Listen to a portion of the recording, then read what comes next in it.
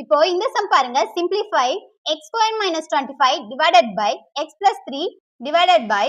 x plus 5 the whole square divided by x square minus 9. இது எப்படி போடணும்? இங்க என்ன இருக்கு மேல x square minus 25 இருக்கு. So 25 5 square னு எடுத்து எழுதணும். So x square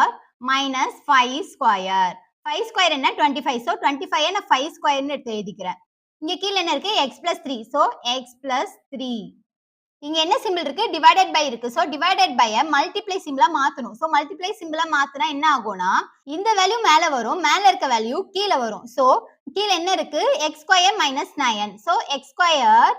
மைனஸ் 9 எப்படி எழுதலாம் 3 ஸ்கொயர் தான் 9 சோ 3 ஸ்கொயர் டிவைடட் பை மேல இருக்கிறத கீழ எழுதணும் so x plus 5 the whole square x plus 5 the whole square. Then next step என்ன மேல என்ன இருக்கு x square minus 5 square இருக்கு இது பார்க்க எப்படி இருக்கு a square minus b square formula மாதிரி இருக்கா so a square minus b square formula என்ன a plus b into a minus b so இங்க x தான் a 5 தான் b so x plus 5 x minus 5 divided by கீழ என்ன இருக்கு x plus 3 இருக்கு so அப்டேட் எழுதிக்கோங்க இங்க என்ன சிம்பிள் இருக்கு மல்டிப்ளை சிம்பிள் இருக்கு so மல்டிப்ளை இத பாருங்க x square minus 3 square இது பார்க்க எப்படி இருக்கு a square minus b square மாதிரி இருக்கா so x ன்றது a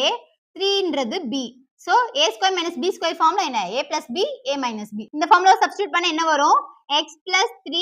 x minus 3 divided by கீழ என்ன இருக்கு பாருங்க x plus 5 the whole square then இதுல ஏதாவது கேன்சல் ஆகுதான்னு பாருங்க இங்க x plus 3 கேன்சல் ஆயிடும் இங்க x plus 3 இருக்கு so x plus 3 கேன்சல் ஆயிடும் இங்க x plus 5 the whole square இருக்கு மேல x plus 5 இருக்கு so x plus 5 um x plus 5 the whole squareல இருந்து ஒரு x plus 5 கேன்சல் ஆகுது so remaining x plus 5 மட்டும் இருக்கும்